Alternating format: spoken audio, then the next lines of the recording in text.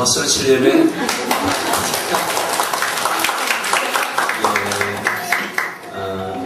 영상을 잠깐 봤는데요. 참 뒤에 이렇게 커피도 있고 있는데 이렇게 따뜻한 커피 따라 드시고 커피 드시는 분도 지금 가지고 오세요.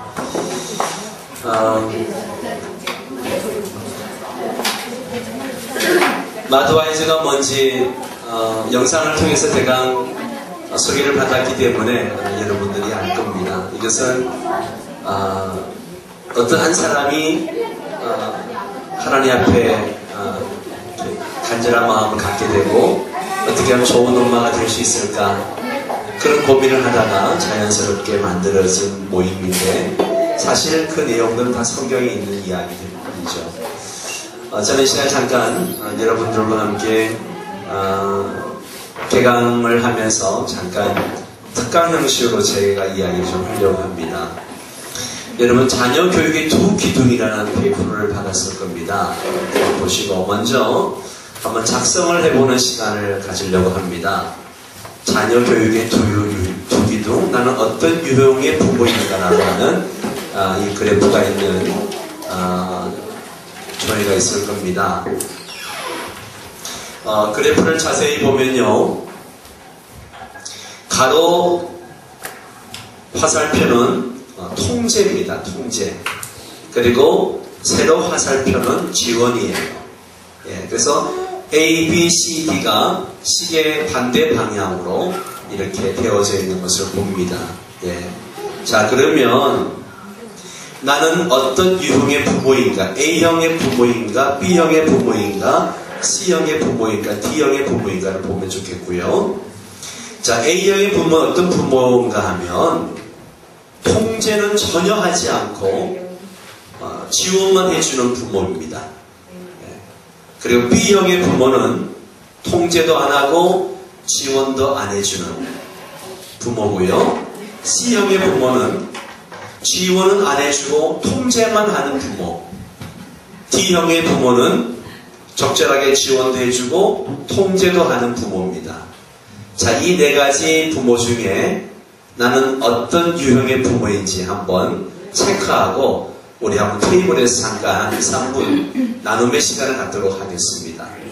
자, A형의 부모 손 들어보세요. A형의 부모, A형의 엄마, A형 엄마 한 분, B형 엄마, B형 엄마, C형 엄마,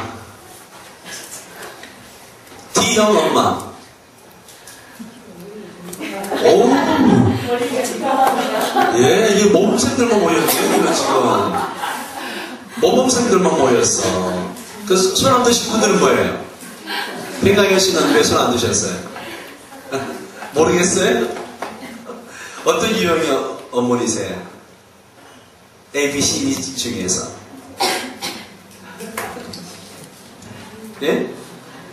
잘 모르겠어요? 알고 있죠? 말하기가 그래서 그 시기에 가지고.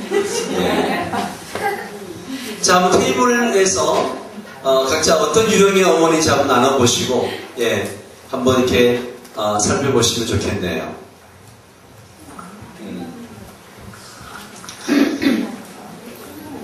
자, 몇 시까지 해야 되죠? 좀 시간을 길게 주면 안 될까? 나 지금 할 얘기 많은데.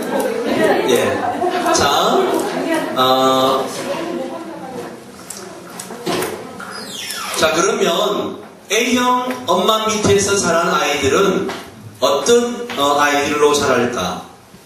지원만 해주고 통제하지 않는 아이. 어떤 아이들로 자랄 것 같아요? 막 자라요? 버릇없는 아이를 자라게 되죠.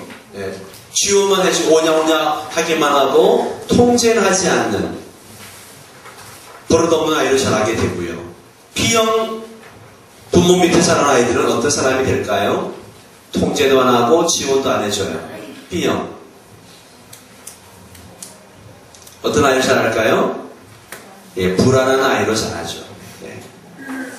매사에 불안해하고 그리고 소극적인 아이로 자라게 됩니다. 자신감이 없어지는 거죠. 자, C형 부모. 지원도 안 하고 통제도 안 하고. 흔히 이것을 뭐라 그래요? 방목한다 그러죠. 예. 방목하는 부모죠. 이런 아이는 주로 어떤 아이를 자라요? 수동적인 아이를 자랍니다. 어떤 매사에 부모가 이래라 저래라 해야만 하는 아이. 학교 갔다 오면 손 씻으라 그래야 씻고 옷 갈아입으라 그래야 갈아입고 매사에 지시를 해야만 따르는 아이로 자라게 된다는 것이죠. 가장 이상적인 부모는 D형이죠. 통제와 지원을 적절하게 해 나가는 부모. 적극적이고 안정된 아이로 자라게 된다는 겁니다. 아마 우리가 다 부모로서의 역할을 함에 있어서 똑같은 숙제를 가지고 있다는 것이죠. 그 숙제가 뭐냐 하면 어떻게 하면 좋은 엄마, 좋은 부모가 될 수 있을까? 아마 이것은 우리 평생의 숙제가 아닌가 하는 생각을 하기도 합니다. 그래서 이 10주 동안 이 엄마의 지혜를 함께 배우면서 엄마로서 다시 한번 자아상을 회복하고 또 우리 가정의 행복도 회복되어지는 그런 시간 가졌으면 좋겠습니다. 이 사회학 이론 중에 거울 자아 이론이라는 게 있어요. 이 거울 자아 이론이라는 게 무엇인가 하면 내 인생에 있어서 가장 중요한 사람이 나를 어떻게 바라보느냐에 따라서 그대로 된다는 그런 이론이죠. 이게 거울 자아 이론이라는 겁니다. 내 인생에서 가장 중요한 사람, 그 첫 번째가 바로 부모가 되는 것이죠. 그렇다면 나는 엄마로서 내 아이들을 어떻게 바라보고 있는가 하는 것이죠. 늘 자녀를 바라볼 때마다 한심한 놈, 별 볼 일 없는 놈, 그런 식으로 바라보는 부모는 없겠지만 만약에 그렇게 바라본다면 그렇게 되어가는 것이죠. 전에 MBC 아나운서실에서 실험한 것 중에 하나가 뭔가 하면 실험병 안에다가 쌀밥을 이렇게 넣었어요. 쌀밥을 넣어가지고 한 통에는 좋은 말, 한 통에는 나쁜 말을 하게 했어요. 그래서 아나운서실에다가 주고 이제 그렇게 하게 했어요. 그래서 아나운서들이 매일 한 병이 좋은 말을 써놓은 쌀밥에다가는 맛있겠다, 예쁘다, 사랑스럽다 이런 말을 해줬어요. 그런데 반대편 나쁜 말에는 보기 싫어, 짜증나, 못생겼어 이 말을 해줬어요. 이렇게 한 달을 했어요. 한 달. 쌀밥을 놓고 어떻게 됐을 것 같아요? 어떻게 됐을 것 같아요? 이쁜 말 해주고 사랑스럽다, 맛있겠다 이런 말 해준 쌀밥은 아주 구수한 냄새가 났고 하얀 곰팡이가 폈어요. 그런데 반대편에 있는 보기 싫어, 맛없다, 짜증나 막 이런 말 해준 쌀밥은 시커멓게 썩었고 냄새가 났어요. 저는 그걸 보면서 우리가 이렇게 미생물에게도 이렇게 이야기하면 이렇게 바뀌어지는데 사람을 대할 때 우리가 우리의 말이나 생각이 얼마나 중요한가를 잠시 생각하게 되었어요. 이 거울 자아 이론도 마찬가지예요. 부모로서 내가 어떤 시각으로 내 자녀를 바라보느냐에 따라서 달라진다는 것이죠. 여러분 분명히 우리는 우리 자녀들을 어떤 권고와 꾸준과 잔소리로 바뀌지 않다는 사실을 꼭 기억했으면 좋겠습니다. 자, 오늘 이야기하고 싶은 것이 바로 이 통제와 지원, 자녀 교육의 두 기둥에 대한 이야기인데요. 결국 이 통제와 지원, 자녀 교육의 가장 모델이 되고 멘토가 되는 부모는 누군가 하면 하나님이라는 것이죠. 예. 성경에 보면 탕자의 이야기가 나옵니다. 우리 탕자 비유에서 아버지 하나님이 어떤 분인지를 확인할 수가 있습니다. 아버지 하나님은 사랑의 하나님이시죠. 집을 나간 탕자가 돌아오기를 기다리시는 아버지, 돌아온 탕자에게 잔치를 베푸시는 아버지, 그분이 바로 하나님이십니다. 에덴 동산에서 쫓겨난 아담, 불순종함으로 쫓겨났습니다. 하나님은 사람을 창조하시고 에덴 동산에 살게 하시고 난 다음에 선악과를 다 먹지 못하도록 그렇게 명령을 하셨습니다. 그것을 먹는 날에는 죽으리라고 말씀하셨어요. 그렇지만 인간은 불순종했고 영원히 죽을 수밖에 없는 존재가 되었습니다. 그렇지만 하나님은 그런 존재로 내버려두지 아니하시고 독생자 예수를 보내주셔서 대신 십자가를 못 박아 죽게 하시고 인간을 구원하셨습니다. 자, 이 아버지, 하나님 아버지의 모습 속에서 사랑의 하나님과 공의의 하나님, 죄를 지은 사람은 반드시 심판하고 한다라고 하는 이 두 양면성을 가지고 있다는 것이죠. 통제와 지원. 하나님 안에서 우리 이것을 발견할 수 있습니다. 공의와 사랑, 율법과 복음, 통제와 지원, 이 양면이 바로 하나님 아버지 안에 조화를 이루고 있다는 것이죠. 이것이 바로 성서적 부모라고 이야기를 합니다. 결국 이 마드와이즈에서 우리가 꿈꾸는 부모는 뭐냐? 바로 이 T형의 부모, 성서적 부모상을 우리가 회복하는 것. 이것이 결국 우리의 목표라고 할 수 있습니다. 그 다음에 교육자로서의 부모를 좀 잠깐 생각을 해보려고 합니다. 이 교육은 크게 두 가지 개념으로 정리할 수 있어요. 하나는 한번 잘 들어보세요. 여러분들이 여러분 자녀들을 교육할 때 어떤 교육 개념을 가지고 아이들을 양육하는지 한번 잘 생각해 보시기 바랍니다. 하나는 인간을 의도적으로 변화시키는 것을 보는 견해. 또 다른 하나는요, 인간이 가진 잠재 가능성을 개발하도록 도와주는 것으로 보는 견해가 있습니다. 자, 이 전자, 인간을 의도적으로 변화시키는 것을 보는 이 견해는 한마디로 부모의 의도가 중요한 것이죠. 그래서 부모의 계획에 따라서 자녀들을 변화시켜 나가는 것을 교육이라고 보는 겁니다. 그러니까 결국 부모 중심적인 교육인 것이죠. 자, 그리고 후자는요, 자녀의 잠재 가능성을 중시합니다. 자녀가 가지고 있는 재능이 무엇인가 확인하고 그에 따른 교육을 실시하는 특징이 있습니다. 그래서 후자는 자녀 중심적인 교육이다. 그렇게 이야기합니다.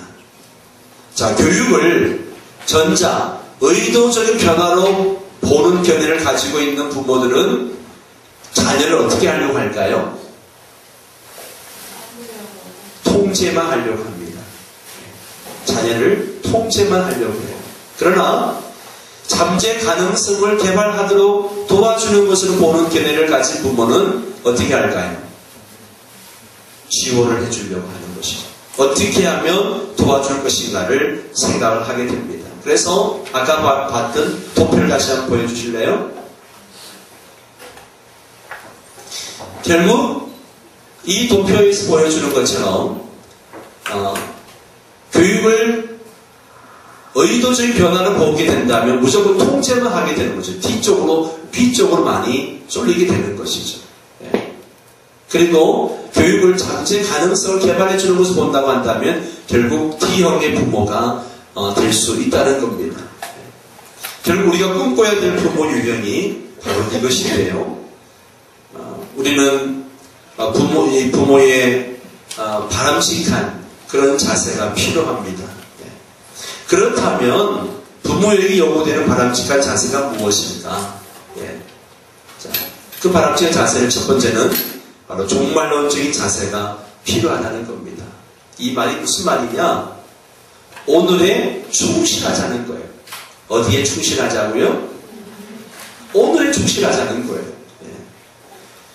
우리는 종말론적인 생을 살아가고 있습니다. 과거는 흘러가 버렸고 미래는 아직 오지 않았어요. 우리는 하루하루를 살아가고 있는 거예요.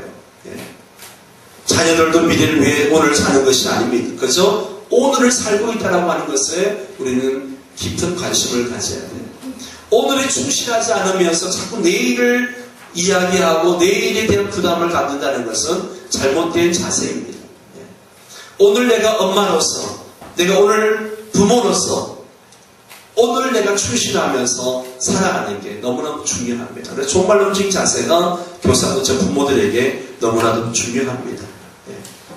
하루하루를 하나님을 사랑하면서 또 이웃을 사랑하며 살아가는 그런 자세가 절대적으로 필요하죠. 두 번째는 이 사랑에 근거한 통제를 해야 합니다. 자녀들을 방임하는 것은 좋지 않습니다. 또 지원하지 않고 통제만 하는 것도 좋은 것이 아닙니다. 사랑에 근거한 통제가 필요합니다. 그럴 때 우리 자녀들은 균형 잡힌 인격자로 자라게 되는 거예요. 요즘은 너무 과잉 보호로 인해 가지고 균형 잡힌 인격자가 되지 못하고 사회를 파괴하는 그런 아이로 자라는 모습을 보게 됩니다. 세 번째는 청지기 자세입니다. 여러분, 자녀는 부모의 소유물입니까? 소유물이 아닙니까? 소유물이 아니죠. 그런데 우리 자녀를 대할 때 마치 뭐처럼 대해요? 내 소유물처럼 대하죠. 내 마음대로 해도 된다는 식으로 자녀들을 대할 때가 있습니다. 여러분, 부모는 자녀의 관리자예요. 하나님께서 우리에게 맡겨준 자녀들입니다. 하나님께서는 우리가 자녀를 어떻게 키웠는지 분명히 언젠가는 물어보실 거예요.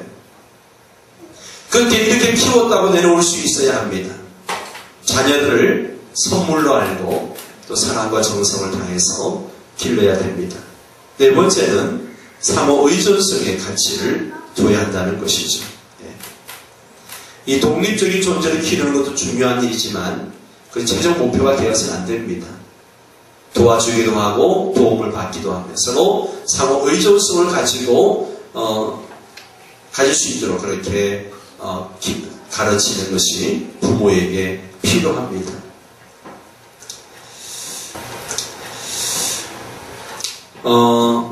이 자녀교육과 통제에 대해서 좀 이야기하려고 하는데요. 좀 긴 이야기입니다만 제가 좀 줄여서 이야기를 할게요. 아주 중요한 이야기입니다. 에베소 6장 4절에 보면 또 아비들아 너희 자녀를 노엽게 하지 말고 오직 주의 교양과 훈계로 양육하라 그렇게 말하고 있는데 여기에 보면 노엽게 하지 말라 하는 말씀과 주의 교양과 훈계로 양육하라 이 두 가지 이야기가 나옵니다. 여러분, 우리의 관심사는 무엇인가? 어떻게 키울 것인가? 이것에 관심을 많이 갖는데요. 오늘 본문은 먼저 소극적으로 부모들이 반드시 해야 할 일이 있어요. 그게 뭔가 하면 자녀들을 노엽게 하지 말라는 거예요. 노엽게 하지 말라는 거예요.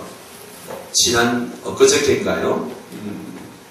아침 프로를 보는데 폭군으로 변한 아들에 관한 그 상담 프로그램이 있었어요.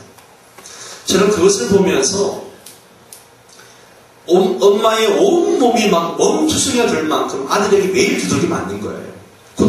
고등학생 아들한테 대학생이 됐죠. 이제. 그런데 상담 과정 중에서 그것이 왜 그렇게 되었는가? 결국 부모로부터 받은 상처가 이제 아이가 고등학생이 되고 수능시험을 준비하면서 스트레스가 폭발을 하고 그래서 성격 장애를 가져오게 되고 엄마를 무조건 엄마를 폭력을 가하는 그런 아들로 변한 것을 보게 됩니다. 몇 년 전이었습니다마는 부모를 살해한 아주 수재였던 한 학생의 이야기도 우리는 뉴스를 통해서 들었습니다. 다 이유가 뭔가 하면 부모로부터 받은 상처 때문에 결국 부모에게 그 상처를 되돌리고 있는 것을 보게 됩니다. 바울은 우리에게 뭐라고 이야기하는가 하면 자녀들을 노엽게 하지 말라. 이 말은 자녀들에게 상처를 주지 말라는 이야기입니다.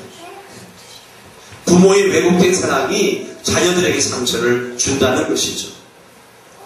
부모가 하나님의 사랑에 기초하지 않고 인간적인 사랑으로 살아간다는 것입니다. 여러분, 자녀에게 상처를 주게 되면 그 상처가 상처로만 남는 것이 아니고 결국 가장 중요한 것은 하나님과의 관계에서 어긋나게 만들고요. 또 한 가지는 그 상처로 인해서 나중에 온전한 결혼 생활을 하는 데 있어서 큰 장애가 되는 것을 보게 된다는 것입니다. 저는 청년 사역을 참 오래 했었습니다. 청년 사역을 오래 하면서 느낀 게 바로 그거예요. 우리 아이들이 상처를 받은 아이들이 결국에는 사회생활에도 문제가 생기게 되고 결혼을 했을 때 결혼 생활도 온전하게 하지 못하고 그것 때문에 남편은 아내에게 폭력을 행사하고 그리고 또 부정을 저지르고 하는 일들을 보게 됩니다. 어떤 청년들은요, 아버지가 얼마나 미운지 아버지 발소리만 들어도 막 스트레스 반응을 일으킬 만큼 그렇게 아버지에 대한 미움, 아버지에 대한 폭력, 엄마에 대한 폭력 이런 상처를 가지고 자라기 때문에 아버지 술 취해서 누워있는 아버지를 보면 칼을 들고 들어가서 아버지를 죽이고 싶다라고 몇 번 저한테 이야기한 적도 있어요. 그만큼 상처가 또 다른 상처를 계속 낳게 된다는 것을 우리에게 말해주고 있다는 것이죠. 결국 우리 자녀들에게 관심은 없이 그냥 잔소리로 또 아니면 권면으로 무엇을 변화시키려고 한다면 절대 변화되지 않는다는 것이죠. 중요한 것은 부모의 관심, 작은 일에서부터 엄마의 관심이 무엇보다 중요합니다. 이 로버트 로젠단이라는 하버드 대학의 동물학자가 있는데요. 이분이 동물학자이기 때문에 덜쥐의 생태를 연구하기 위해서 한 200마리의 덜쥐를 집에서 키우고 있었습니다. 그런데 여름을 맞이해서 이제 한 3개월 정도 연구 겸 휴가 겸 집을 비우게 되었어요. 휴가를 떠나면서 그 덜쥐들 중에서 한 50마리 정도의 그 머리에 하얀 페인트를 이렇게 칠해놨어요. 아무 의미 없이 이렇게 해놨어요. 그런데 그 집에 그 동물들을 관리하는 사육사가 도대체 우리 교수님이, 우리 주인이 왜 이 덜쥐들에게 표시를 해놨을까? 그래서 뭔가 이 동물들은 특별한 동물이고 뭔가 또 훈련되어 있는 것이고 종자가 좋은 품종인가 보다. 그래서 관심을 갖고 사육을 하기 시작했어요. 3개월 후에 돌아와 보니까 200마리 중에 50마리는 더 발육이 잘 되어 있고 또 훈련도 잘 되어 있고 또 건강도 좋아지고 그것을 봤다는 겁니다.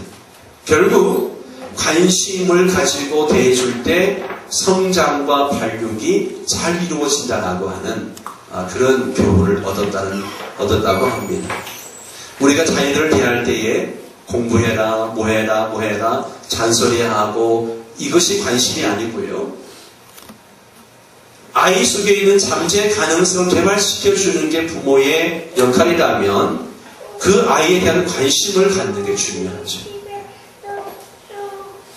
이제 아내와 함께 저는 이제 TV를 볼 때 다큐멘터리를 참 좋아해요. 어젠가 인간극장을 보는데 모차르트 소년이 하여튼 뭐 타이틀을 제목을 갑자기 이름을 모르겠네. 예. 발달 장애를 가진 아이가 이 음악에 대한 탁월성을 가지고 있는 아이가 있어요. 그런데 처음에는 그 발달 장애를 가진 아이를 가진 부모가 얼마나 스트레스가 많겠어요. 스트레스가 엄청 많은 거예요. 예. 그래서 소리 지르고 막 학대하고 그랬었어요. 그런데 이 아이가 똑같이 엄마가 하는 행동을 따라서 하고 되돌려주는 거예요. 엄마한테 같이 소리 지르고 그러면서 엄마의 모습을 내가 못할 짓을 했구나. 그때부터 이제는 교육방법을 바꾸는 것이 관심과 사랑으로, 그리고 그 아이가 가지고 있는 잠재 가능성을 계속 개발해주고, 이 아이는 절대음감을 가지고 있고 음악에 대한 모든 감정을 음악으로 표현하는 그런 탁월한 능력을 가지고 있다. 그래서 적극적으로 막 작곡을 하고요. 예. 그런 아이를 보면서 관심과 이 참 관심을 가질 때 이렇게 놀라운 변화를 가지고 오는구나 하는 것을 느꼈습니다. 여러분, 절대로 자녀들을 노랗게 하지 말고요. 관심을 가지고 돌보시길 바라고요. 두 번째, 세워줘야 할 게 무엇인가 하면 신앙을 세워줘라. 예. 이 이야기는 저희가 나중에 한 번 더 기회가 될는지 모르겠지만 나중에 좀 기회가 된다면 하고 싶은 이야기인데요. 한 가지만 이야기할게요. 성경 사무엘상 2장에 보면 똑같은 시대에 똑같은 집에서 두 집 아이가 자라게 됩니다. 바로 사무엘이 자라게 되고 홈리와 비느하스가 자라게 되죠. 성장 배경을 볼 때는 홈리와 비느하스의 가정이 더 월등하죠. 왜냐하면 신정국가에서 제사장은 왕과 같은 그런 주인이니까요. 그런데 그런 사람의 자녀라고 한다면 얼마나 특혜가 많겠어요. 또 얼마나 좋은 역할을 가지고 있겠어요. 그런데 결과를 놓고 봤을 때 홈리와 비느하스는 한마디로 버릇없는 아이로 자랐고, 바로 A형의 부모처럼 버릇없는 아이로 자라게 되고, 결국 그 아이 때문에 가문이 몰락하고 나라가 어려워지는 결과를 가져오는 걸 보게 됩니다. 그러나 사무엘을 봤을 때 사무엘은 그렇게 좋은 환경이 아니었어요. 엄마의 어렸을 때부터 엄마에 떨어져가지고 성전에서 제사장 밑에서 남의 아버지 밑에서 자라는 아이였지만, 한 가지 분명한 것은 신앙으로 자랐기 때문에 이 아이는 나라가 가장 어려웠을 때 나라를 건져낼 수 있는, 구해낼 수 있는 그런 인물로 자란 것을 보게 됩니다. 결국 우리가 자녀들에게 무엇을 전수해 주느냐, 공부 많이 하고 또 많은 재능을 개발하고 하는 것도 중요하지만 가장 첫 번째로 우리가 중요하게 여겨야 될 게 무엇인가 하면 자녀들에게 신앙을 바르게 갖게 하는 그런 훈련이 필요합니다. 자, 마지막으로 부모가 훈련되어져야 할, 통제되어져야 할 영역을 이야기 좀 하려고 합니다. 첫 번째는요, 언어의 영역입니다. 예. 여러분, 인간이 하나님께로부터 받은 가장 큰 복 중에 하나는 말할 수 있다는 거예요. 예. 말할 수 있다는 것처럼 복된 것은 없습니다. 그래서 사람은 태어나서 언어를 배우고 언어 속에 갇혀 산다, 그런 이야기가 있습니다. 그래서 언어를 존재의 집이다, 그렇게 말하죠. 그러므로 좋은 언어를 배워야 됩니다. 제가 목회를 하면서 이렇게 보면 아들만 둔 엄마의 그 말투, 목소리랑 딸만 둔 엄마의 목소리와 말투는 완전히 다릅니다. 네. 완전히 달라요. 우리 집사람도 그런 고백을 많이 하는데, 예. 아이들한테 너희들 때문에 내가 조폭이 됐다, 그런 식으로 이제 이야기하는데, 아들만 둔 엄마들의 말투를 보면 짧고 굵어요. 짧고 굵어. 예. 긴 말이 필요가 없어요. 예. 예. 이런 언어의 습관들이 있는 것을 보게 되는데, 어쨌든 우리 부모들은 좋은 언어를 배워야 합니다. 좋은 언어란 아름다운 문장을 구사하는 그런 능력만을 이야기하지 않습니다. 언어에는 이 말을 할 때 소리가 나는 발음 행위가 있고요. 그 발음 행위의 뜻을 담는 발휘 행위가 있고, 그리고 듣는 사람으로 하여금 어떤 행동을 하게 하는 발동 행위가 있다라고 하는 것입니다. 그러므로 부모들은 우리 자녀들에게 좋은 언어를 사용해야 됩니다. 그러면 이 성경에 보면 아버지들의 축복이 그대로 자녀들에게 이루어지는 것을 보게 됩니다. 야곱은 12아들에게 축복했고 그 축복이 그대로 그 아들들에게 이루어지는 것을 보게 됩니다. 그러면 좋은 언어란 무엇인가? 자, 보통 우리는 논리적인 어법과 감정 주도적인 어법으로 나누게 됩니다. 대부분 엄마들이 논리적인 어법을 쓰나요? 아니면 감정 주도적인 어법을 쓰나요? 그렇죠. 예. 대부분 엄마가 이 감정 주도적인 어법을 많이 씁니다. 감정 주도적인 어법을 쓰다 보면 우리 아이들이 논리적인 아이가 되지 못하고 이 감정에 따라서 충동적으로 변하는 모습을 보게 됩니다. 그렇기 때문에 우리가 자녀들의 언어가 논리적 언어로 통제되어지도록 엄마들이 훈련하는 게 먼저 필요하고요. 아이들이 무엇을 잘못했을 때 왜 그렇게 했느냐고 다그치지 말고 그렇게 한다면 만약에 그렇게 늘 이야기하면 아이들은 핑계를 대거나 거짓말을 하게 됩니다. 어떻게 하다 그렇게 되느냐고 물어보시면 설명하게 될 것이고 자연스럽게 논리적인 어법을 갖게 될 것입니다. 마지막으로 태도입니다. 이 심리학자 빅터 프랭클은 인간은 세 가지 중심적 가치를 가지고 있다라고 이야기하는데요. 첫 번째는 경험적 가치, 둘째는 창조적 가치, 셋째는 태도적 가치입니다. 한 사람이 성공적으로 살아가기 위해 필수적으로 요구되는 것은 여러분 좋은 환경이 아니에요. 어떤 환경에서도 자기만의 독특한 생을 살아가는 태도가 무엇보다 중요합니다. 우리는 우리 자녀들에게 그저 좋은 환경을 만들어 주려고만 애를 많이 씁니다. 그래서 물질적으로도 부족함이 없도록 해주려고 애를 쓰고 좋은 집에서 살고 좋은 환경 속에서 살려고 애를 씁니다. 그래서 좋은 학부들이 살아가려고 하고 기회만 되면 더 좋은 교육 환경으로 옮겨가려고 합니다. 어떤 환경에서도 자기만 독특한 생활을 살아가는 그런 태도를 갖게 하는 게 더 중요하다는 것이죠. 여러분 성경에 나오는 요셉을 보십시오. 비록 노예로 팔려갔지만 자신의 환경에 불평하지 않습니다. 불평스러운 환경 가운데 내던져졌지만 원망도 미움도 하지 않습니다. 모든 것을 하나님의 섭리로 받아들이는 그 태도를 가지고 있는 것을 보게 됩니다. 이런 긍정적인 자세가 필요하다는 것이죠. 때로 힘들고 어려운 환경 가운데 내던져진다고 할지라도 바른 태도만 있으면 사람은 성공적으로 살아갈 수가 있어요. 그렇기 때문에 부모들이 어떤 어려운 환경을 만났을 때 어떤 태도를 보여주느냐가 굉장히 중요한 것이죠.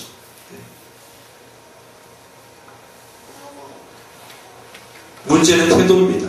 바른 태도를 심어줘야 됩니다. 그래야만 어떤 환경 속에서도 행복하게 우리 아이들이 살아갈 수가 있습니다. 사람들은 먼저 환경을 바꾸고 그 다음 내면을 개선하려고 합니다. 사람들은 그 사람들을 빈민굴에서 끌어내기만 하면 된다라고 생각을 합니다. 그러나 하나님은 인간의 내면을 바꿔줌으로써 환경이 개선되게 하십니다. 저는 이 마더 와이즈가 바로 그 훈련이라고 생각합니다. 우리의 내면을 바꿔주는 훈련. 우리의 환경을 늘 탓하고 왔던 우리의 삶을 돌아보면서 우리는 이 마더 와이즈를 통해서 우리 내면을 개선하고 우리의 환경을 대하는 태도를 좀 바꿔주는 그런 기회가 되었으면 좋겠습니다. 저는 이 자녀 교육의 도기도 통제와 지원 이것이 우리 부모들이 특히 어머니들이 자녀들을 키울 때 큰 두 기둥이 되어서 우리 아이들을 바르게 양육해 나갔으면 좋겠다는 생각이 듭니다. 기도하겠습니다. 하나님 아버지, 우리 모두는 하나님의 뜻 안에서 배우자를 만나고 가정을 이루고 또 부모가 되었습니다. 어떻게 보면 부모 될 준비도 되지 않은 상태에서 엄마가 되고 아빠가 되고 그렇게 정신없이 시간을 보내왔습니다. 그러다 보니 시행착오도 많았고 좋은 엄마가 되지 못했고 오히려 아이들에게 상처 주는 말과 행동을 할 때가 있었음을 고백합니다. 하나님, 마드와이즈를 통해서 우리의 태도가 변화되어지고 또 어머니로서의 지혜를 배우는 귀한 시간 되어져서 성경적인 어머니상을 회복하는 귀한 시간 되게 하여 주시옵소서. 예수님의 이름으로 기도를 드리옵나이다. 아멘. 수고하셨습니다.